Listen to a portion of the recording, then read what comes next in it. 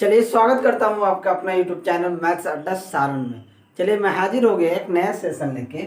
आज हम फिर करने वाले हैं इसके झा सर का जो मैथ का प्रैक्टिस सेट आया है।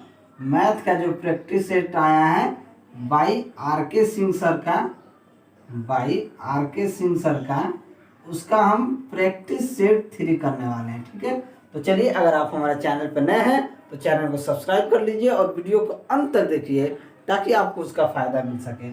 और इस वीडियो का मैं प्लेलिस्ट बना दिया हूँ इसके जहाँ मैथ रेलवे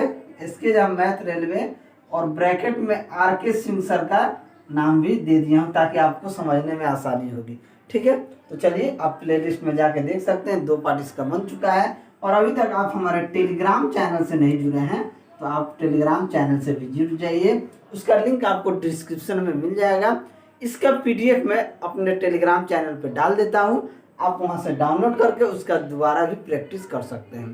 तो चलिए बिना टाइम वेस्ट के क्लास को शुरू करते हैं। चलिए आज का पहला क्वेश्चन देखते हैं। पहला क्वेश्चन हमारे पास क्या दिया हुआ है कि यदि अंडर रूट 1296 का मान अगर 36 है, यानी कि अंडर रूट 1296 का मान 36 है, तो हमसे पूछा गया है कि under root 12.96 plus under root 0.1296 plus under root 0.001296 plus under root 0.000 4 वो 0 है और 1296 इसका मान हमसे पूछा है। इसका मान क्या होगा? देखिए जब आप इसे गौर से देखेंगे ना, गौर से अगर आप देखेंगे तो ये आपको जानते हैं क्या नजर आएगा? ये 1296 बट्टा 100 नजर आएगा। ये दो स्थान पे है। जब इसको देखिएगा तो ये नजर आएगा 1296 पॉइंट गिने 1 2 3 4, यानी कि यहाँ पे 4 वो 0 है। अगला देखिए 1296 ये 1 2 3 4 5 6 स्थान पे है तो 6 0 लगा दीजिए। 2 2 4 5 1 6 2 2 4 2 6। अगला जब देखिएगा तो ये है 1296 बट्टा 2 2 4 2 6 2 8 8 0 है। 2 3 4 5 6 7 8। अब देखिए क्या कह रहा है, यही 1296 का वैल्यू कितना दिया है? 36। तो रूट में से 1296 निकलेगा तो क्या बचेगा? यहाँ तो बचेगा 36 और ये रूट में से 100 जब बाहर आएगा तो क्या बचेगा? 10।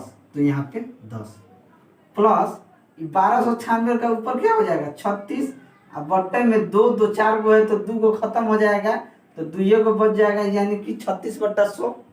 अगला क्या बचेगा? 36 तो आएगा, 2 2 4 2 6 6 को 0 है तो यहाँ पे 3 को 0 निकल के आ जाएगा। अगला है 36 बट्टा 2 2 4 2 6 2 8 तो यहाँ पे 4 को 0 निकल के आ जाएगा। क्या आ जाएगा? 4 को 0। अब आप इसे डायरेक्ट ऐसे करके जोड़ लीजिए तो, या आप इसको पॉइंट में अभी करके जोड़ लीजिए तो दोनों बात बराबर है। अगर इसे हम 3.6 लिख सकते हैं, इसे हम 0.36 लिख सकते हैं, इसे हम 0.036 लिख सकते हैं और इसे हम लिख सकते हैं 0.0036। अब इन सभी को जोड़ दीजिए, आपका आंसर आ जाएगा। देखिए हम जोड़ेंगे तो देखिए इसको दशमलव को इस तरीके से जोड़िए 3.6, उसके बाद 0.36, उसके बाद 0.036, उसके बाद 0.0036 ऐसे ही आएगा। तो 6 6 3 9 6 3 9 6 3 9 यानी कि 3.9996 आपका आंसर आ जाएगा। तो 3.9996 तो ऑप्शन ए आपका सही आंसर हो जाएगा। ठीक है, इसे आप इस तरीके से कर सकते हैं। या आप देखिए, आप इसको इतना आपको लिखने की जरूरत नहीं है। आप जब पॉइंट देखेंगे ना कि अच्छा 2 स्थान पे है, यानी कि इसमें भी 0.36 होगा। यहाँ पे 1 2 3 4 स्थान पे है, यानी कि ये 4 स्थान पे है तो इसमें 36 पे कितना? 2 स्थान पे 3 स्थान पे आएगा। 1 2 3 4, यानी कि जब 4 बाहर आएगा तो यहाँ पे देखिए यहाँ पे 4 स्थान पे है तो यहाँ पे 1 स्थान पे आएगा तो ये क्या हो जाएगा? 3.6, यहाँ पे 1 2 3 4 स्थान पे है, 4 स्थान पे है तो बाहर आएगा, तो इसका मतलब है कि ये 0.36 हो जाएगा। इसको देखिए 1 2 3 4 5 6 स्थान पे यानी कि 3 स्थान पे आएगा तो 0.036 आएगा। इसको देखिए 1 2 3 4 5 6 7 8 पे है यानी कि 4 स्थान पे आएगा 0.0036। ये बात को समझिए, यही आपका। अब इन्हीं सभी को जोड़ देंगे तो आपका आंसर आ जाएगा। बहुत इजी क्वेश्चन है, बहुत हार्ड क्वेश्चन है नहीं। इस तरह के प्रश्न एक देखने को मिलते हैं तो अब इसका आंसर ऑप्शन ए सही आंसर हो जाएगा। चलिए अगला क्वेश्चन देखते हैं, क्वेश्चन नंबर 2। क्वेश्चन नंबर 2 क्या कहता है कि एक पेन को 144 रुपया में बेचने पर अनुराग को क्रय मूल्य पर 1/7 की हानि होती है, यानी कॉस्ट प्राइस पे उसके 1/7 की हानि होती है। यदि पेन 189 रुपये में बेचा जाता है तो लाभ परसेंटेज क्या होगा। देखिए पहले तो उसको क्या दिया है कि उसका सेलिंग प्राइस कितना दिया है 144, लॉस उसको कितना होता है 1/7 के। नीचे वाला क्या होता है कॉस्ट प्राइस, ऊपर वाला लॉस होता है तो माइनस करके सेलिंग प्राइस होता है।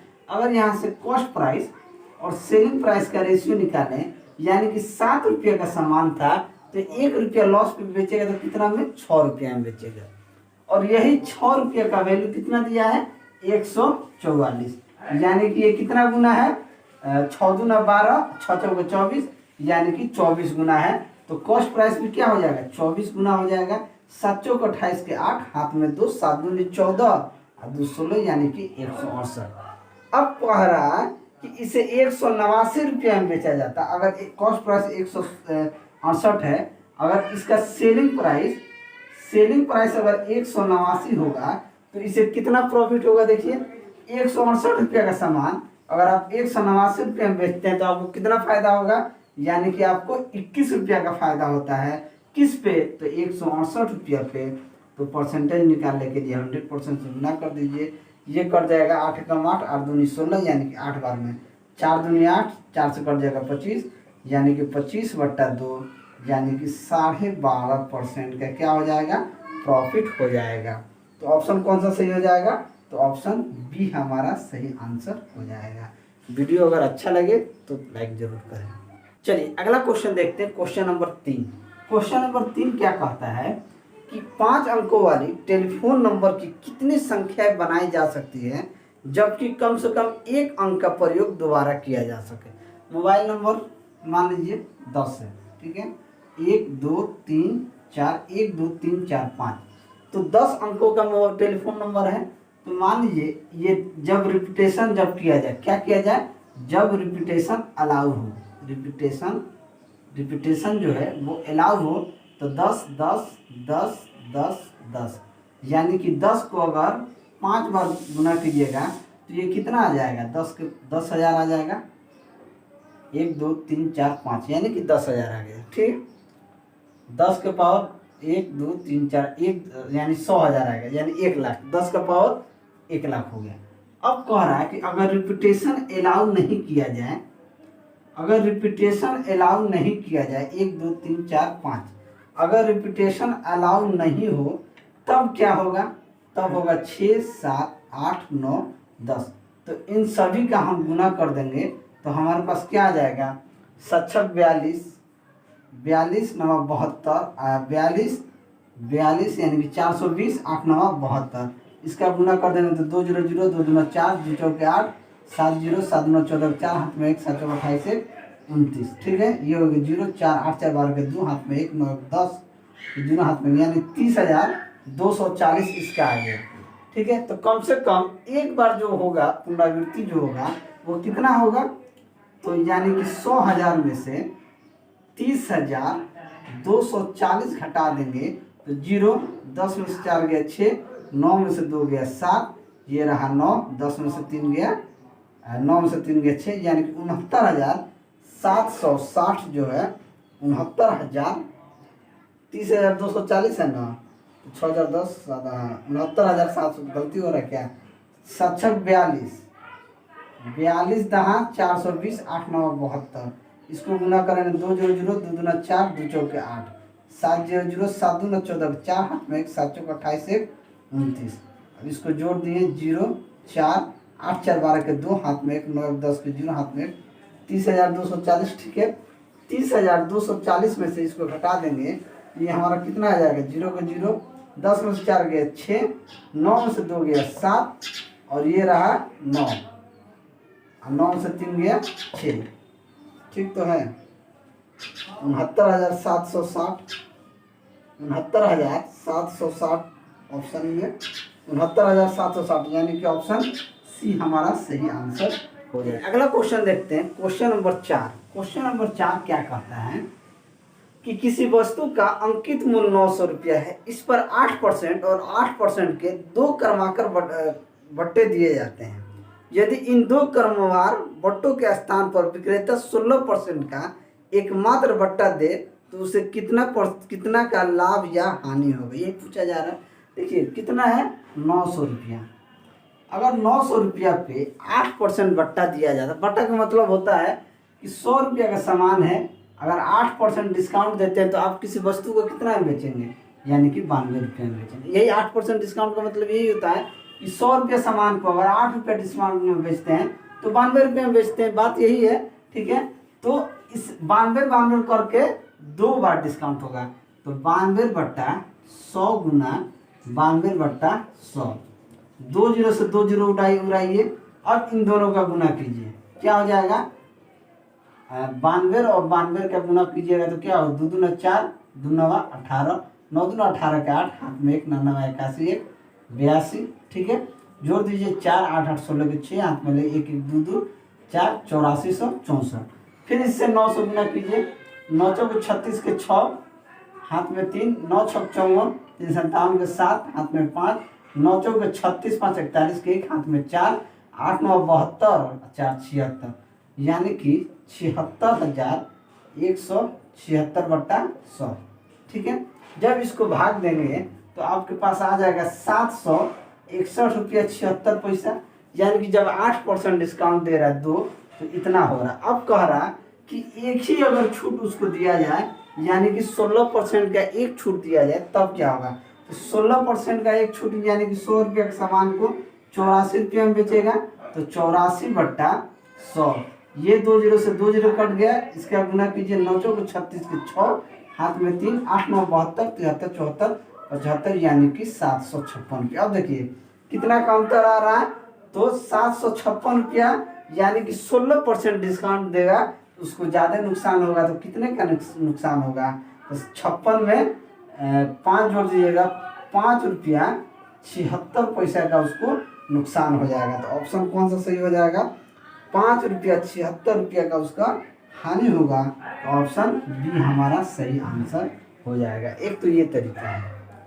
दूसरा आप क्या कीजिएगा, जब बट्टा की बात हो, अगर 8% डिस्काउंट की बात कर रहा है तो देखिए 8% का 2 डिस्काउंट हो रहा है, तो 8 - 8 सक्सेसिव लगाइएगा। सक्सेसिव क्या होता है, सक्सेसिव कहता है कि x + y + xy/100, यानी कि ये तो डिस्काउंट हो रहा है, डिस्काउंट क्या होगा, माइनस में, तो -8 प्लस -8 गुना -8/100, ये क्या हो जाएगा, -8 प्लस 64/100, यानी कि 8 8 16 -16 प्लस 0.64।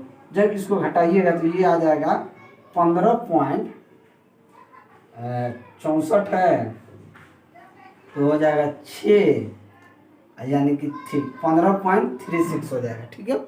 अब दूसरा 16% का डिस्काउंट दे रहा है, 16% का एक ही डिस्काउंट दे रहा है, तो यहाँ देखिए 15 36 और 16% का डिस्काउंट, इसमें कितना का डिफरेंट है, डिफरेंट देखिए, यानी कि 0.64 का डिफरेंट है। तो 900 का अगर 64% अगर आप निकालते हैं, 0.64% अगर आप निकालते हैं तो 0.64% का मतलब क्या हो गया, बट्टा 100, ये 2 0 से 2 0 कट जाएगा, 9 चौके 36 के 6, हाथ में 3, 9 चौके 54 और 3 57.2 स्थान पे, यानी कि 5 रुपया 76 पैसा का हानि होगा। तो आप इस मेथड से भी निकाल सकते हैं, उस मेथड से भी निकाल सकते हैं, आपको जो मेथड अच्छा लगे उसको अप्लाई कीजिए। लेकिन यहाँ पे अगर आप सक्सेसिव मेथड लगाते हैं तो बहुत इजीली निकल जाएगा। 16% का डिस्काउंट, अब 0.36 का डिस्काउंट पे आपको समझ में आ गया। 0.6% का 900 का 0.6% निकाल देंगे तो हमको रुपया आ जाएगा। ठीक, चलिए अगला क्वेश्चन देखते हैं। Question number 5। क्वेश्चन नंबर 5 क्या कहता है कि एक परीक्षा में चित्रा ने 58.5 अंक प्राप्त किए, जो कि 78% अंक प्राप्त करने के बराबर था। तो परीक्षा कितने अंक की थी? देखिए 78% मार्क्स निकालती है, लेके आती है, और कितना मार्क्स उसको मिलता है? तो 58.5 मिलता है। अगर यहाँ से हम 1% की बात करें तो 1% का मतलब हो जाए कि 58.5 बटा 78। अगर यहाँ से 100% बात कर दें तो 100% का मतलब हो जाएगा 58.5 बटा 78 गुना 100। अब 2 से हम काट दिए, ये कट जाएगा 39 बार में, ये कट जाएगा 50 बार में। ठीक है, अब यहाँ से गुना करेंगे कि 10 इसमें गुना कर देते हैं, 585 गुना 5 बटा 39। अब देखते हैं कि ये 39 से कम, 39 से 585 कट जाएगा 15 बार में, यानी कि 15 पचे 75, यानी कि 100% का वैल्यू कितना आएगा? 75 नंबर। यानी कि 75 नंबर का वो पेपर हुआ था जिसमें वो 58.5 नंबर लेके आई, जो कि 78% के बराबर था। तो ऑप्शन कौन सा सही हो जाएगा? तो ऑप्शन ए हमारा सही आंसर हो जाएगा। चलिए अगला क्वेश्चन देखते हैं। Question number 6। क्वेश्चन नंबर 6 क्या कहता है कि शीर्ष 4 1 1 1 3 5 द्वारा निर्मित त्रिभुज क्या होगा? एक त्रिभुज दिया है, इस तरीके से मान लीजिए, इसका जो दिया है शीर्ष 4 1, इसको हम ए त्रिभुज मान लिए, ये बी पॉइंट है, ये सी, इसका दिया है 1.1 और सी का दिया है 3 5। देखिए हम क्या करते हैं, पहले ए बी का दूरी अगर हम निकाल लें तो ए बी का दूरी क्या होता है? x2 minus x1 plus y2 minus y1 का स्क्वायर। क्या होता है? x2 माइनस x1 का square plus y2 minus y1 का स्क्वायर, यही होता है। तो यहाँ से ए बी का पॉइंट अगर हम निकालें तो क्या निकलेगा? 1 माइनस 4 का होल स्क्वायर, 1 माइनस 4 का होल स्क्वायर प्लस 1 माइनस 1 का होल स्क्वायर। तो 1 माइनस 4 यानी कि 3 यानी कि 9, अंडर रूट 9 यानी कि 3, ये 1 1 0 हो जाएगा, बात खत्म। ए बी हो गया। अगर बी सी के निकालें तो बी सी बराबर क्या हो जाएगा? 3 माइनस 1 का होल स्क्वायर, 3 माइनस 1 का होल स्क्वायर प्लस 5 माइनस 1 का होल स्क्वायर, 5 माइनस 1 का होल स्क्वायर। अब देखिए 3 में से 1 गया 2, 2 का स्क्वायर क्या हो जाएगा? 4, प्लस 5 में से 1 गया 4, 4 का स्क्वायर क्या हो जाएगा? 16, यानी कि अंडर रूट 20। अब अंडर रूट 20 को हम लिख सकते हैं 2 दूनी 4 5 20, यानी कि 2 रूट 5 लिख सकते हैं। अब ए और सी की निकाल लेते हैं। ए और सी की निकाल दें, ए और सी के निकालें तो 3 माइनस 4, 3 माइनस 4 का होल स्क्वायर प्लस 5 माइनस 1 का होल स्क्वायर, यानी कि 5 माइनस 1 का होल स्क्वायर, ये क्या हो जाएगा? 3 में से 4 गया माइनस 1, माइनस का स्क्वायर 1 प्लस 5 में से 1 गया 4, 4 का स्क्वायर क्या हो जाएगा? 16, यानी कि अंडर रूट 16। अब किसी भी त्रिभुज में सभी भुजाएं अलग अलग होती हैं, तो वो त्रिभुज क्या कहलाती है? द ए बराबर नहीं है ए बी बराबर नहीं है बी सी के, और बी सी बराबर नहीं है सी के। इसका मतलब है कि ये त्रिभुज क्या है? विषम बाहु त्रिभुज है। तो ऑप्शन कौन सा सही हो जाएगा?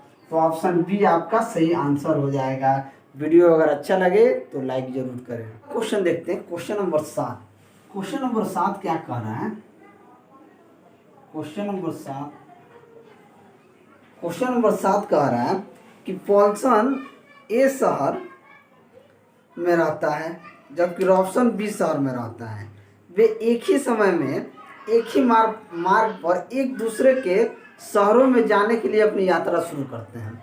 मान लीजिए कि पॉल्सन ए शहर में रहता है, ये पॉल्सन है, और एक बी शहर में रहता है।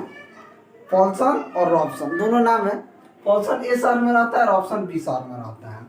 वे एक ही समय में एक मार्ग पर एक दूसरे के शहरों में आने जाने के लिए अपनी यात्रा शुरू करते हैं। ए इधर आता है और बी इधर आता है, ये रास्ता शुरू करता है दोनों, और दोनों क्या करता है? शुरू करता है, वे रास्ते में कहीं मिलते हैं। मान लीजिए ये दोनों यहाँ पे एक मिलान बिंदु बना लिया, कि हमको यहाँ मिलना है। ठीक है, मिलते हैं और फिर अपनी यात्रा जारी रखते हैं। फिर यहाँ मिलते हैं, फिर एक इधर चल देगा और दूसरा इधर चल देगा, यही होगा। ठीक है, रॉब्सन से मिलने के बाद पॉल्सन को गंतव्य तक पहुंचने में 2 घंटा मिलता है। यानी कि रॉब्सन और पॉल्सन, इसको रॉब्सन मान लेते हैं, इसको पॉल्सन मान लेते हैं। इसको पहुंचने के बाद 2 घंटे लगते हैं, जबकि रॉब्सन को पॉल्सन से मिलने के बाद पॉल्सन के शहर तक पहुंचने में 4.5 घंटे लगते हैं। अगर रॉब्सन ने 30 किलोमीटर प्रति घंटा की गति से यात्रा की है तो पॉल्सन की गति क्या होगी?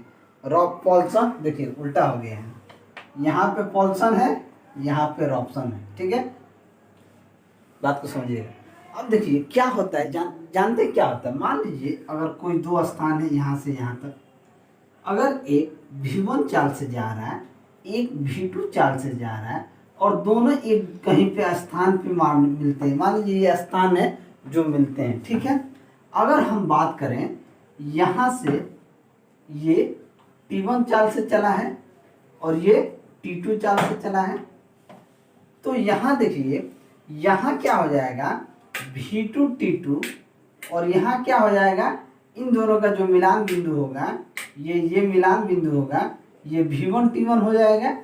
ठीक है, और समय बराबर क्या होता है, दूरी बट्टा चाल। ये क्या हो जाएगा V2 T2 बट्टा V1, ये हो जाएगा V1 T2 बट्टा V2, क्रॉस मल्टीप्लाई होगा तो ये हो जाएगा V2 का स्क्वायर T2 बराबर ये हो जाएगा V1 का स्क्वायर T1, ये आपका T1।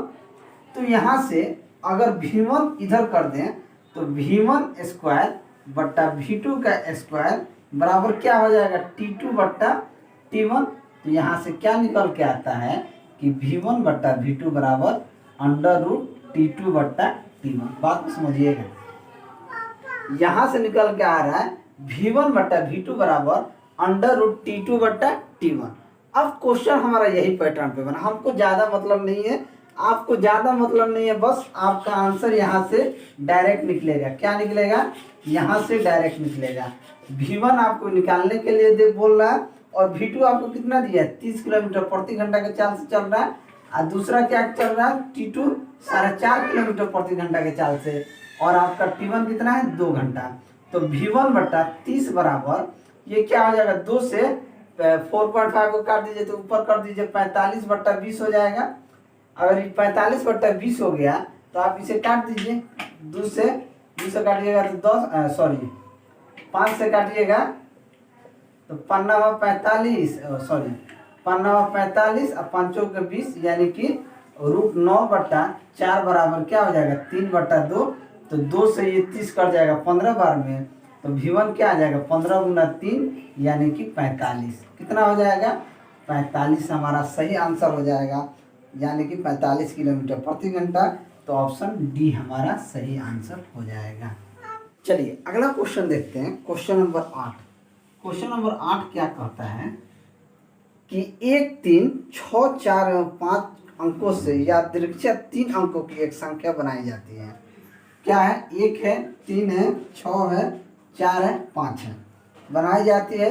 तो संख्या 5 से विभाज्य होने की प्रायिकता क्या है, यानी कि 5 से विभाज्य होने की प्रायिकता क्या होगी जब आप 3 अंकों की संख्या बनाएंगे।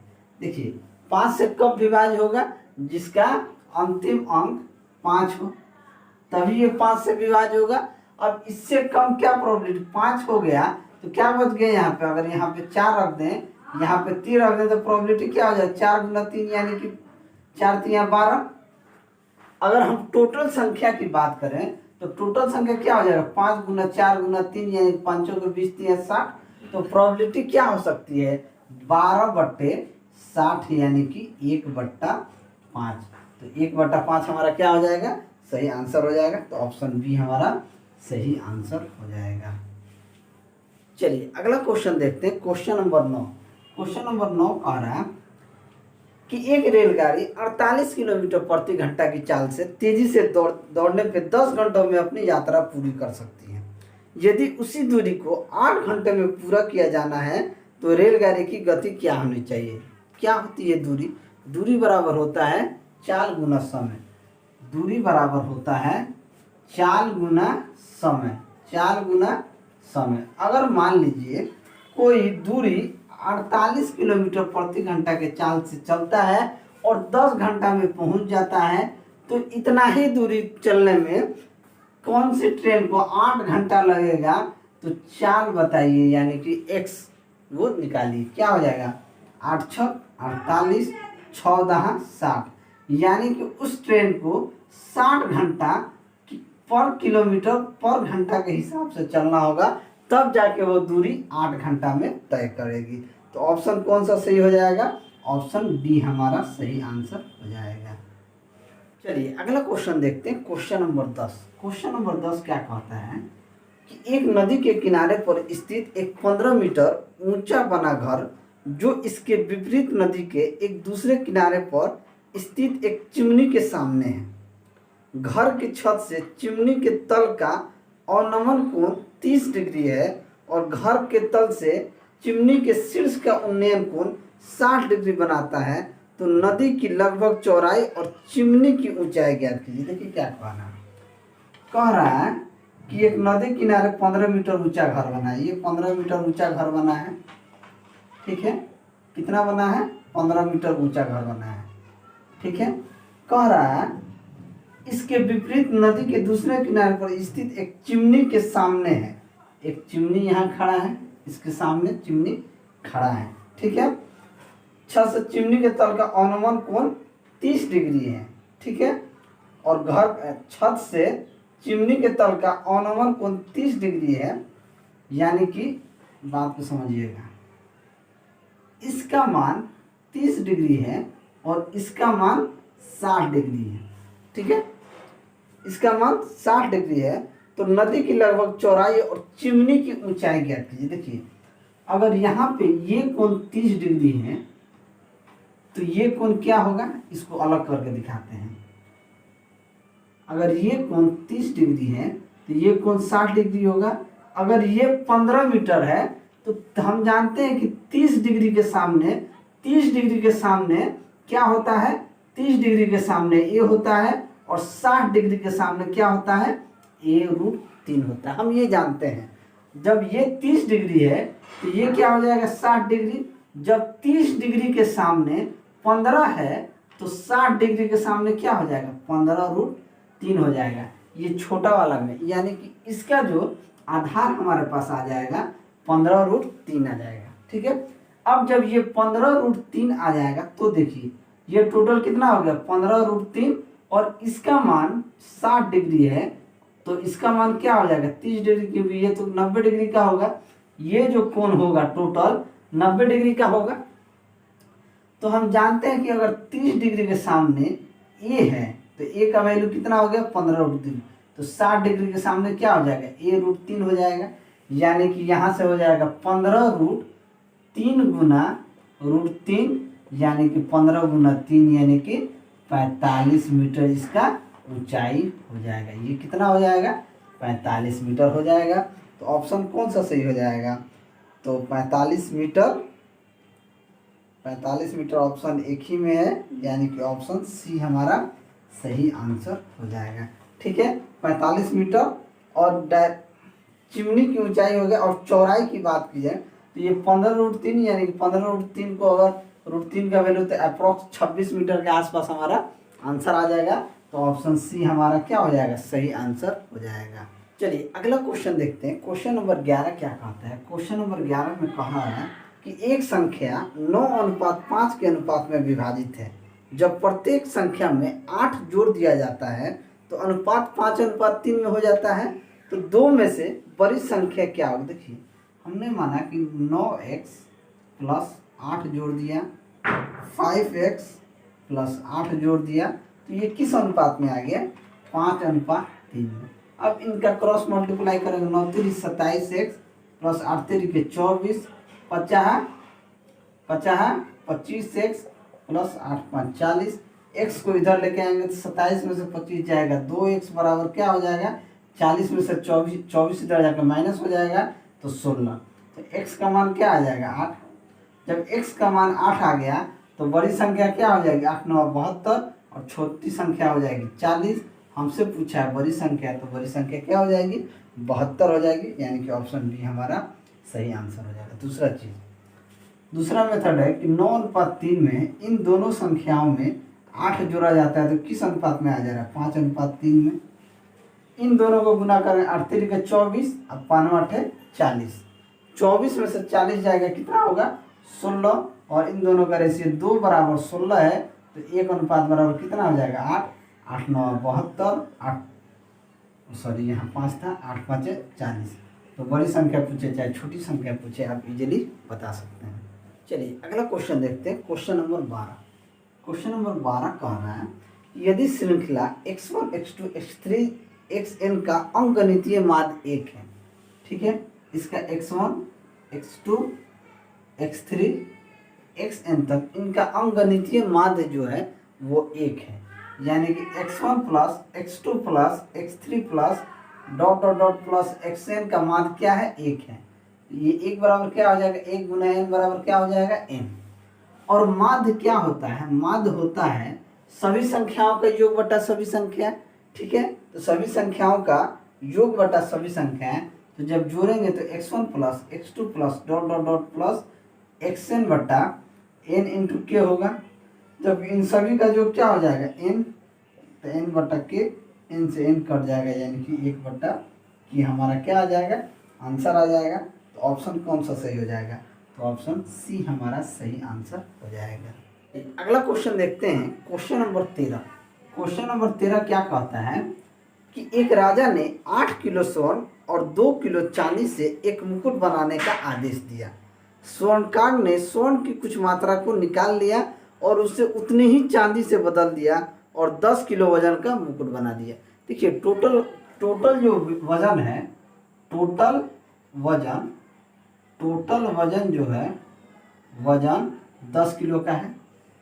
लेकिन इसमें क्या करना है कि अगर गोल्ड की बात करूं यानी कि सोना की बात करूं, ठीक है, अगर हमने मान लिया कि सोना को x मिलाया तो चांदी को क्या किया होगा 10 माइनस x। लेकिन देखिए ये चोर है, ये क्या है, चोर है। इस स्वर्णकार 10 किलो वजन का मुकुट बना दिया। राजा जानता है कि पानी में स्वर्ण अपने वजन का 1/20वां अंश खो देता है, यानी कि राजा बहुत चालाक है। वो जानता है कि पानी में जो सोना होता है वो 1/20वां अंश खो देता है, जबकि चांदी जो होता है वो 1/10वां अंश खो देता है। राजा को पता है कि पानी में अगर सोना को डुबाएंगे तो अपने वजन का 1/20वां अंश खो देगा, और चांदी को डुबाएंगे तो 1/10वां अंश खो देगा। अब जब पानी में मुकुट का वजन किया गया तो 9.25 किलो मिला। कितना मिला, 10 में 10 किलो का बनाना था लेकिन 9.25 का मिला। स्वर्णकार द्वारा कितने स्वर्ण चोरी किया गया था। अब देखिए चोरी तो यहाँ सीधे दिख रहा है कि 10 किलो बनाना था और 9.25 का किया, यानी कि 0.75 का यहाँ तो सीधे उसको दिख रहा है कि चोरी है। अब देखिए सोना क्या होगा, अपने अंश का 1/20वां अंश खो देगा, तो 1/20 इंटू x होगा। अगर चांदी की बात करें तो चांदी 1/10वां अंश होता है, तो 1/10वां अंश होगा किसमें, 10 माइनस x में। ये किसके बराबर होगा, तो 0.75 के बराबर होगा। ये यहाँ से आ गया x/20 प्लस 10 माइनस x/10 बराबर 0.75। अब 20 और 10 का एलसीएम हमारे पास क्या आ जाएगा, 20 आ जाएगा। ये आ जाएगा x प्लस 2 यानी 10 दहा 20 माइनस 2x बराबर 0.75, यही होगा। अब देखिए 2 10 दूना 20, ये होगा, ठीक है। चलिए अब यहाँ से क्या होगा, x माइनस 2x क्या हो जाएगा, माइनस का x, ये 20 x माइनस x प्लस 20 बराबर ये 75 में 20 से गुना करेंगे तो ये क्या हो जाएगा, ये हो जाएगा 15। तो x को उधर भेजेंगे, 15 को उधर भेजेंगे तो x बराबर क्या हो जाएगा, 20 माइनस 15 यानी कि 5 किलो। यानी कि सोने का वजन कितना हो गया, सोने का वजन 5 किलो हो गया, तो चांदी का वजन कितना हो जाएगा 10 - 5, यानी कि 5 किलो सोना हो गया। अब हमें बताना था कि स्वर्णकार द्वारा कितना स्वर्ण चोरी किया गया था, यानी कि कितना सोना चोरी किया गया था। वो क्या किया है, 5 किलो सोना मिलाया है, 5 किलो चांदी। अब चांदी सोना कितना चोरी किया गया ये हमको बताना है। तो सोना देखिए कितना चोरी किया गया, देखिए अब सोना कितना चोरी किया गया ये हमको बताना है। तो सोना क्वेश्चन में कहा गया है कि 8 किलो सोना मिलाना था और 2 किलो चांदी, लेकिन ये जो स्वर्णकार है ये 5 किलो सोना मिलाया है। इसका मतलब है कि वो 3 किलो सोना चोरी कर लिया है। क्या किया है, ये 3 किलो सोना चोरी किया है। क्या किया है, 3 केजी सोना चोरी किया है। तो ऑप्शन कौन सा सही हो जाएगा, तो ऑप्शन ए हमारा सही आंसर हो जाएगा। चलिए अगला क्वेश्चन देखते हैं, क्वेश्चन नंबर 14। क्वेश्चन नंबर 14 क्या कहता है कि निम्न में से कौन सी संख्या परिमेय संख्या नहीं है। तो हम जानते हैं कि पाई परिमेय संख्या नहीं होता है, तो ऑप्शन ए हमारा सही आंसर हो जाएगा परिमेय। अगला क्वेश्चन देखते हैं, क्वेश्चन नंबर 15। क्वेश्चन नंबर 15 क्या कहता है कि 3 अंकों की सबसे बड़ी संख्या कौन सी है जो 10, 8 और 12 से पूरी तरह विभाजित हो जाती है। 3 अंक की सबसे बड़ी संख्या क्या होती है, तो 3 अंक की सबसे बड़ी संख्या होती है 999। ये 3 अंकों की सबसे बड़ी संख्या है। अब कह रहा है कि 10, 8 और 12 से पूरी तरह विभाजित हो जाए, तो 10, 8 और 12 से पूरी तरह विभाजित होने के लिए इन सभी का पहले एलसीएम ले लेंगे। 2 × 5 = 10, 2 × 4 = 8, 2 × 6 = 12। एक बार और जाएगा, 2 दूनी 4, 2 3 6, 3 दूनी 6, 6 × 5 = 30, 30 दूनी 60, 60 दूनी 120। यानी कि ये संख्या जो ऑप्शन में दिया रहेगा वो 120 से कट जाएगा। 120 से कौन कटेगा, तो 12 × 8 = 96, यानी कि 960 ऑप्शन में है। 960 ऑप्शन में है जो 120 से कट जाएगा, यानी कि ऑप्शन ए ही आपका सही आंसर हो जाएगा 960। 3 अंक की सबसे बड़ी संख्या है जो 10, 8 और 12 तीनों से कट जाएगा। चलिए अगला क्वेश्चन देखते हैं, क्वेश्चन नंबर 16 क्या कहता है। क्वेश्चन नंबर 16 में है कि साईं किसी काम को 17 दिन में कर सकता है, जबकि बिंदु इसे 51 दिन में कर सकता है। तो साईं पहले दिन काम करता है, बिंदु दूसरे दिन काम करता है, और काम के समाप्त होने तक यह क्रम जारी रखता है। यानी कि एक दिन एक काम करता है, दूसरा दिन दूसरा काम करता है। ठीक है, ये क्वेश्चन का तो देखिए साईं कितना काम कर रहा है, तो 17 दिन में कर सकता है। ठीक है, और दूसरा कह रहा है कि बिंदु से कितना दिन में कर सकता है, तो 51 दिन। ठीक है, अब इन दोनों का एलसीएम लेंगे तो 17 और 51 का एलसीएम कितना हो जाएगा, 51 हो जाएगा। ठीक है, अब हम क्या करेंगे, इन सभी का साइन का और बिंदु का क्षमता निकालेंगे, यानी कि इफिशियंसी निकालेंगे।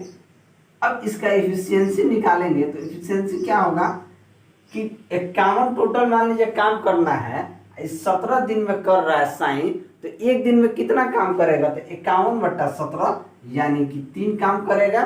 तो 3 उसका क्या हो जाएगा, क्षमता हो जाएगा। अब बिंदु है 51 काम है, 51 दिन में करता है, तो इसका क्षमता क्या होगी, यानी एक दिन में एक काम करेगा, तो एक दिन में एक काम हो गया बात। अब हमारे पास क्या आ गया, इन दोनों का क्षमता आ गया, इफिशियंसी आ गया। अब क्वेश्चन में कह रहा है कि साईं एक दिन काम करता है, तो साईं एक दिन 3 काम करेगा, बिंदु आएगा एक दिन काम करेगा, तो कितना काम करेगा, 4 काम। अब देखिए क्या करता है लोग कि 2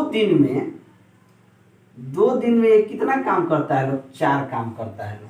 काम इसको कितना करना है, 51 काम करना है, लेकिन 2 दिन में 4 काम करता है लोग, 4 वर्क करता है लोग 2 दिन में। तो ये कितने दिन में पूरा काम खत्म करेगा, तो हम देखेंगे अगर इसमें 12 से गुना कर देंगे तो 12 दूना 24 दिन हो गया। ये कितना हो गया, 24 दिन। तो काम में भी हम 12 से गुना कर देंगे तो 24 दिन में कितना काम होगा, तो 24 दिन में 48 काम होगा। जब 24 दिन में 48 काम हो गया तो बचा काम कितना, टोटल काम करना है 51, यानी कि 3 बचा काम।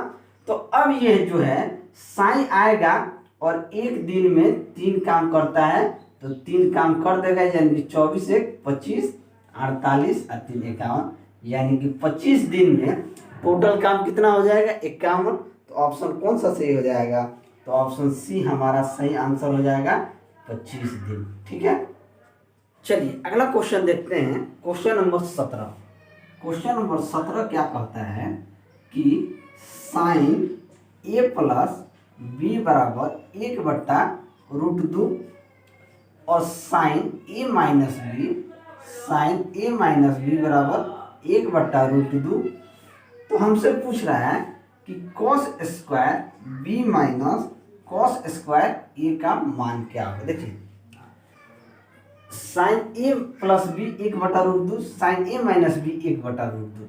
1/√2 कब होता है, साइन जब क्या हो, जब थीटा का मान अगर 45 डिग्री हो ना तो साइन और कॉस क्या होता है 1/√2 होता है। यही एक केस है कि साइन और कॉस 1/√2 होता है कब, जब थीटा का मान 45 डिग्री हो। अब हम देख रहे हैं यहाँ, देखिए ये इक्वेशन देखिए साइन ए माइनस बी, यानी कि अगर साइन ए को हम 90 डिग्री मान लें और बी को 45 डिग्री मान लें, तब जाके ये किस 1/√2 फॉलो करेगा। तो हमें समझ में आ गया कि अच्छा, यानी कि यही चीज़ यहाँ पे लागू करना होगा। तो यहाँ पे ए को हम 90 डिग्री लेंगे और बी को क्या लेंगे 45 डिग्री। अगर इसमें पुट कीजिएगा तो साइन 90 डिग्री प्लस थीटा क्या हो जाएगा, कॉस थीटा हो जाएगा। अगर साइन 90 डिग्री माइनस थीटा भी होता है तो क्या हो जाएगा, कॉस थीटा हो जाएगा। बात को समझिएगा। अब हमसे पूछ रहा है कि cos square B minus cos square A का मान क्या होगा। अब कॉस स्क्वायर बी कितना लिए हैं, बी का मान 45, तो cos square 45 degree minus cos square 90 degree, यही हमको मान निकालना है। तो कॉस स्क्वायर कॉस 45 डिग्री का मान क्या होता है 1/√2, यानी कि 1/√2 का ये होल स्क्वायर, और कॉस 90 का मान क्या होता है 0 होता है। तो 0 1/√2 का स्क्वायर यानी कि 1/2। तो हमारा आंसर क्या आ जाएगा 1/2 हमारा सही आंसर हो जाएगा। तो ऑप्शन ए हमारा सही हो जाएगा। चलिए अगला क्वेश्चन देखते हैं। Question number 18। क्वेश्चन नंबर 18 क्या कह रहा है कि संध्या की शादी 6 वर्ष पहले हुई है, ठीक है। उसकी मौजूदा आयु शादी की समय की आयु से 5/4 गुना है। उसकी लड़की की आयु उसकी आयु की 1/6 है। तो उसकी लड़की की मौजूदा आयु ज्ञात कीजिए। देखिए 5/4 गुना का मतलब क्या होगा, यानी पहले संध्या का उम्र 4 साल था, लेकिन अब कितना साल हो गए 5 वर्ष। अब इन दोनों में कितना गैप है, 1 वर्ष का जो गैप है वो 6 साल के बराबर है। यानी कि 1 वर्ष का गैप 6 साल के बराबर है। तो यानी कि पहले जब इसकी शादी हुई थी तब ये संध्या कितने साल की थी 24 साल की। अब शादी के बाद कितने साल की हो गई, तो 6 गुना कर दीजिए, यानी कि संध्या हो गई 30 साल की। अब क्वेश्चन में कह रहा है कि उसकी आयु, उसकी लड़की की आयु उसकी आयु की 1/6 है। तो उसकी लड़की की मौजूदा आयु ज्ञात कीजिए। अब संध्या की लड़की की आयु अगर हम देखें तो उसकी मौजूदा आयु कितना है 30 वर्ष की है अभी। इसका 1/6 कर देंगे तो 6 5 30, यानी कि उसकी लड़की कितने वर्ष की है, तो उसकी लड़की 5 वर्ष की है। तो ऑप्शन सी आपका सही आंसर हो जाएगा। चलिए अगला क्वेश्चन देखते हैं। क्वेश्चन नंबर 19 क्या कहता है कि x माइनस ई का स्क्वायर बट्टे B square plus C square plus X minus B का स्क्वायर बट्टा A square plus C square plus X minus C का स्क्वायर बट्टा A square plus B square बराबर 3 हो तो x का मान क्या होगा। हमसे पूछा है कि x का मान क्या होगा। देखिए हम इसे 2 तरीके से कर सकते हैं। इस वाले 3 को 1+1+1 में तोड़ दे और 3 को इन सभी के सामने ला के खड़ा कर दें, फिर उसका जब कैलकुलेशन करेंगे तो निकल जाएगा।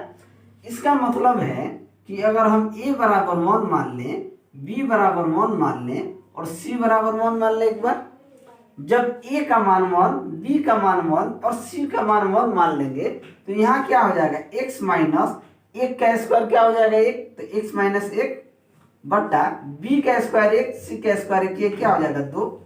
प्लस एक्स माइनस बी, यानी कि यहाँ पे भी आ जाएगा एक्स माइनस 1/2 प्लस यहाँ पे भी आ जाएगा एक्स माइनस 1/2। ये किसके बराबर हो जाएगा? 3 के बराबर हो जाएगा। अगर ये दो दो एलसीएम ले लें, ये दो हमारा एलसीएम हो जाएगा, तो ये क्या ऊपर बच जाएगा? X minus 1 plus X minus 1 plus X minus 1 किसके बराबर हो जाएगा? 3 के बराबर हो जाएगा। यहाँ देखिए 1 2 3, यानी कि 3x माइनस 3/2, यहाँ पे यही है, ये किसके बराबर है? 3 के बराबर है। यहाँ से 3 अगर हम कॉमन ले लें तो अंदर क्या बचेगा? x माइनस 1/2 बराबर 3। ये दो को उधर गुना कर देंगे, या ये 3 से 3 काट देंगे तो इधर क्या बचेगा? x माइनस 1 बराबर 2 हो जाएगा, उधर जाएगा तो x बराबर क्या आ जाएगा? 3, यानी कि x का मान क्या हो जाएगा? 3 हो जाएगा। तो x का मान 3 हो जाएगा। इसका मतलब है कि a² plus b² plus c², यही हमारा आंसर हो जाएगा, क्योंकि इन सभी का स्क्वायर कर देंगे, एक का स्क्वायर 1, बी का स्क्वायर 1, सी का स्क्वायर 1, यानी इन तीनों का मान क्या हो जाएगा? 3 हो जाएगा। तो a² plus b² plus c² हमारा। चलिए अगला क्वेश्चन देखते हैं, क्वेश्चन नंबर 20। क्वेश्चन नंबर 20 कह रहा है कि 11 पूर्णांकों का औसत 30 है। यदि वे संख्याएं एक क्रम में आयोजित की जाएं तो प्रथम 5 का औसत 25 तथा अंतिम 5 का औसत 28 है, तो छठी संख्या क्या होगी? यानी कि छठी संख्या क्या होगी? 11वीं संख्या क्या होगी? ठीक है। औसत क्या होता है? एवरेज। एवरेज होता है सभी संख्याओं का योग बटा सभी संख्याएं। इसे हम लिखते हैं सम बटा नंबर। अगर हमको सम चाहिए, सभी संख्याओं का सम चाहिए, तो हम क्या करते हैं? एवरेज गुना नंबर, यानी सभी संख्याओं का औसत गुना नंबर। अब हमसे कह रहा है अगर 11 संख्या का सम हम देखें तो 11 गुना 30, यानी कि 11 3 33, 330 है। अब हमसे कह रहा है कि प्रथम 5 संख्या का, यानी कि फर्स्ट फिक्स नंबर का अगर सम देखें तो कितना हो जाएगा? ये हो जाएगा 5 गुना 25, 25 5 125। अंतिम 5 का लास्ट 5 संख्या का सम अगर हम देखें तो ये कितना है? 28 है। तो 5 गुना 28, यानी कि 8 5 40 के 0, हाथ में 4, 5 गुना 10 और 4 14, यानी कि 140 है। तो छठी संख्या क्या हो जाएगी? 6 संख्याओं का सम क्या हो जाएगा हमारे पास? इन दोनों संख्याओं को जोड़ देंगे। कितना जोड़ देंगे? ये हो जाएगा 5 4 2 6, यानी कि 265। अब 200 330 में से, टोटल में से 265 घटा देंगे तो हमारे पास क्या आ जाएगा? 330 माइनस 265 कर देंगे तो क्या आ जाएगा? 10 में से 5 गया 5, 12 में से 6 गया 6, 12 में से 6 गया 6, यानी कि 65 हमारे पास आ गया। तो ऑप्शन सी हमारा सही आंसर हो जाएगा। अगला क्वेश्चन देखते हैं, क्वेश्चन नंबर 21। क्वेश्चन नंबर 21 कह रहा है कि एक गोले को 2:3 के अनुपात में विभाजित किया जाता है। बड़ा हिस्सा एक शंकु के रूप में डाला जाता है। जो बड़ा हिस्सा जो है उसे शंकु के रूप में डाला जाता है, जिसकी ऊंचाई उसके आधार की त्रिज्या के बराबर है। जबकि छोटे हिस्से को एक बेलन में डाला जाता है, जिसकी ऊंचाई उसके आधार की त्रिज्या के बराबर है। तो शंकु के आधार की त्रिज्या और बेलन की ऊंचाई का अनुपात क्या होगा? यानी इन दोनों का अनुपात पूछ रहा है। बड़ा वाला 2:3 में, बड़ा वाला क्या हो जाएगा? 3 में डाला जाएगा, दूसरा 2। देखिए जो शंकु का आयतन होता है वो क्या होता है? शंकु का आयतन 1/3 पाई r² h होता है। ठीक है। तो बड़े वाले को बड़ा अनुपात में डाला जाता है, यानी कि 3, और छोटे वाले को बेलन में डाला जाता है, और बेलन का आयतन क्या होता है? पाई r² h। अब यहाँ पे 2r है, तो ऊपर वाले को हमने r1 मान लिया और ऊपर के h को h1, नीचे वाले को r2² और नीचे वाले को h2। ये किसके बराबर हो जाएगा? तो ये 2 के बराबर हो जाएगा। अब देखिए पाई से तो पाई हमारा कट जाएगा। अब देखिए यहाँ पे h जो है r1 बराबर h, यानी ऊंचाई त्रिज्या के बराबर कह रहा है।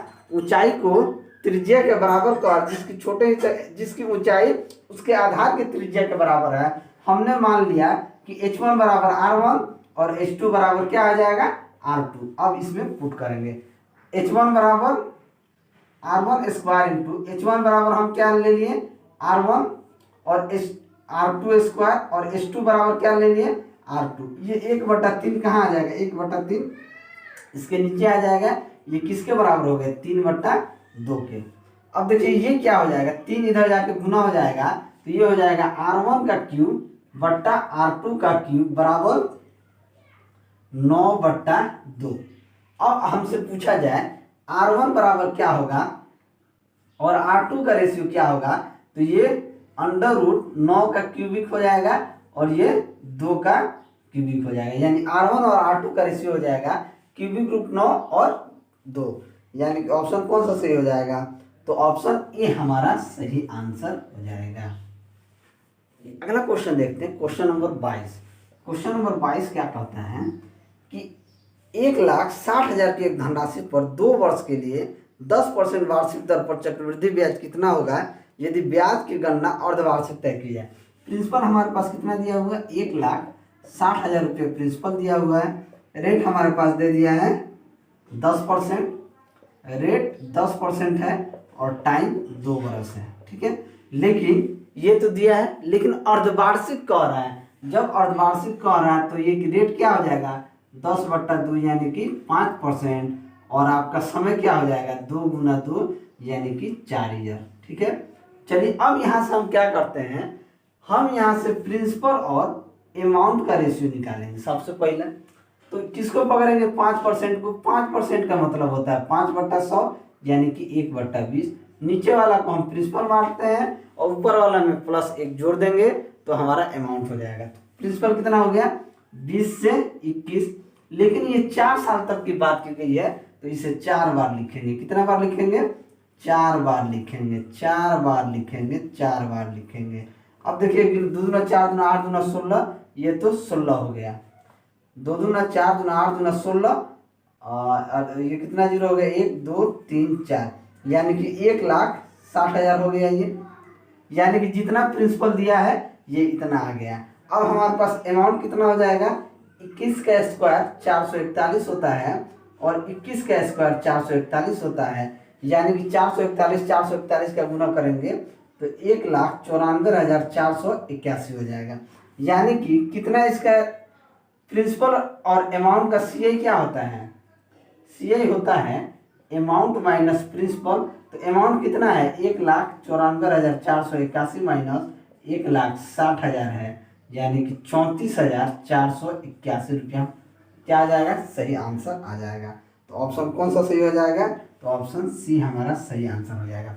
देखिए एक और चीज़ है, हमको इतना करने की ज़रूरत भी नहीं था, जानते हैं क्यों, जब हम प्रिंसिपल 20 से 21 20 से 21 20 से 21 20 से 21 आया तो हम देखेंगे एक ही ऑप्शन में है जिसका यूनिट डिजिट 1 है, एक ही ऑप्शन है जिसका यूनिट डिजिट 1 है, तो हम डायरेक्ट उसे टिक मार सकते थे, हमें इतना करने की ज़रूरत नहीं था। हम यहाँ से 20 से 21 आया, अच्छा अमाउंट 21 है, इसका मतलब है यूनिट डिजिट 1 आ रहा है, यूनिट डिजिट 1 ऑप्शन सी ही में है और किसी में नहीं है, तो डायरेक्ट ऑप्शन सी को हम क्लिक कर देते हैं, इतना तामझाम करने की हमको जरूरत भी नहीं। चलिए अगला क्वेश्चन देखते हैं, क्वेश्चन नंबर 23। क्वेश्चन नंबर 23 क्या कहता है कि समीकरण 2x² + 4x = 30 के वर्गमूल क्या, वर्गमूल नहीं मूल क्या है, ठीक है, यही पूछा है। देखिए 2x² + 4x = 30 के मूल क्या है। यहाँ से अगर हम 2 कॉमन ले लेंगे तो यहाँ क्या बचेगा x² + 2x = 30 है, 2 से 30 को काट देंगे 15 बार में, ये बचेगा x² + 2x, इस 15 को इधर लेके आएंगे, ये किसके बराबर हो गया 0। अब देखिए ये 15 है तो इसी को फैक्टराइजेशन करेंगे, इसको तोड़ेंगे कि इस अनुपात में आ जाए, तो क्या होगा x² + 5x - 3x - 15 = 0। यहाँ से x कॉमन लेंगे तो ये हो जाएगा x + 5 और यहाँ से -3 से गुना करेंगे तो x + 5। यहाँ से क्या हमारे पास आ गया x + 5 और x - 3, यानी कि x = -5 आ जाएगा और x = 3 आ जाएगा, ये 2 मूल हो जाएंगे। क्या हो जाएंगे, x का 2 मूल होंगे, एक तो -5 दूसरा 3, -5 3 ऑप्शन बी में है, तो ऑप्शन बी हमारा सही आंसर हो जाएगा। चलिए अगला क्वेश्चन देखते हैं, क्वेश्चन नंबर 24। क्वेश्चन नंबर 24 कह रहा है कि रमेश बैंक से 60,000 रुपये साधारण ब्याज पर उधार लेता है। 3 वर्ष बाद वो बैंक को 3,000 रुपया देता है तथा शुरुआत से लेकर 5 वर्ष के अंत में वह बैंक को 5,450 रुपया अदा करता है। तो ब्याज की दर हमसे पूछा। देखिए रमेश कितना धन लेता है, 7,000 रुपया लेता है। रेट हमको नहीं पता है, साधारण ब्याज पे ले रहा है, 3 वर्ष में देता है। 3 वर्ष में वो 3,000 रुपया चुका देता है, तो बाकी कितना शेष बच गया, यानी कि 4,000 रुपया। 7,000 रुपया लिया, 3,000 रुपया शेष जमा कर दिया 3 साल बाद, तो कितना रुपया बचा, 4,000। और उस 4,000 रुपया को 2 वर्ष में ब्याज देता है। 4,000 रुपया को 2 वर्ष में देता है साधारण ब्याज पे, तब उसको अंत में कितना रुपया देता है, 5,450 रुपया देता है। ठीक है, यानी कि 3,000 ये पहले दे चुका है 3,000, अब 5,450 रुपया देता है, तो टोटल कितना पैसा देता है, पहले 3,000 रुपया दे दिया है, जब अंत में देता है तो 5,450 रुपया देता है, तो कितना हो गया, 8,450 रुपया। लेकिन लोन कितना लिया था, उससे कितना लिया था, 7,000 रुपया, यानी कि 1,450 रुपया वो एक्स्ट्रा दे रहा है। क्या दे रहा है, तो ये 1,450 रुपया एक्स्ट्रा दे रहा है। तो यहाँ से हम रेट निकालेंगे। ठीक है, तो चलिए हम देखेंगे कि ये 2 जीरो से 2 जीरो काट दिए, तो 7 त्रिक 21 यानी कि 210,000। ये 2 जीरो से 2 जीरो काट दिए, 40 दूना 80, ये हो गया 80,000 बराबर किसके बराबर हो गया, 1,450, 280 10 80 290 आर बराबर 1,450। तो आर बराबर क्या हो जाएगा, 1,450 बट्टा 290। यानी देखिए ये 300 से 10 कम है। अगर ये 300 रहता तो ये 5 बार में कट जाएगा, यानी कि 5 ही बार में कटेगा, तो ये कट जाएगा 5 बार में। 5 0 0 15 45 5 हाथ में 4 5 में 4 10 और 4 14, यानी कि ये कितना बार में कट गया, तो 5% रेट हमारा आ गया। यानी कि रेट कितना था, 5%। तो ऑप्शन बी हमारा सही आंसर हो जाएगा। वीडियो अगर अच्छा लगे तो लाइक जरूर करें। Question number 25।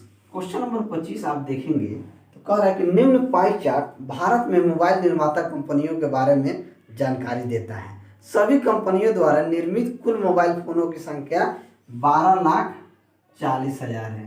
Total mobile company द्वारा निर्मित एक पाई चार्ट हमारे पास दिया हुआ, देखिए ये पाई चार्ट है। ठीक है,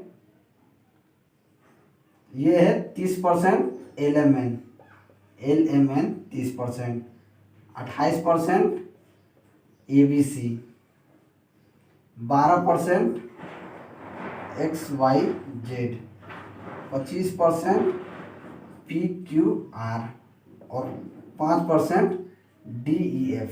हमसे पूछा है किस कंपनी द्वारा सबसे ज़्यादा मोबाइल फ़ोन निर्मित किए गए हैं। ठीक है, हमें इस कैलकुलेशन से हमको मतलब ही नहीं है, ये हम नहीं लेंगे। हम देखेंगे कि इन पाई चार्ट में सबसे ज़्यादा जिसका परसेंट होगा, ऑब्वियसली सी बात है कि वही ज़्यादा निर्माण करेगा। जिसके पास ज़्यादा परसेंट होगा वो ज़्यादा निर्माण करेगा। हम देख रहे हैं कि LMN के पास 30% है। इसका मतलब है कि LMN ही सबसे ज़्यादा मोबाइल निर्माण करेगा। तो ऑप्शन कौन सा सही हो जाएगा, तो ऑप्शन डी हमारा सही आंसर हो जाएगा। इसमें ज़्यादा सोचने की जरूरत नहीं, जिसका परसेंटेज ज़्यादा है वही ज़्यादा निर्माण करेगा। बात सही है, तो हमारा ऑप्शन डी सही आंसर हो जाएगा। तो चलिए आज प्रैक्टिस सेट 3 खत्म हो गया। अगर मेरा वीडियो आपको अच्छा लगा हो तो लाइक करें, दोस्तों में शेयर करें। अगर आप चैनल पे नए हैं तो चैनल को सब्सक्राइब करें। मैं ऐसे ही वीडियो लेकर आपके सामने हाजिर होता रहूँगा। चलिए मिलते हैं अगले वीडियो में, तब तक के लिए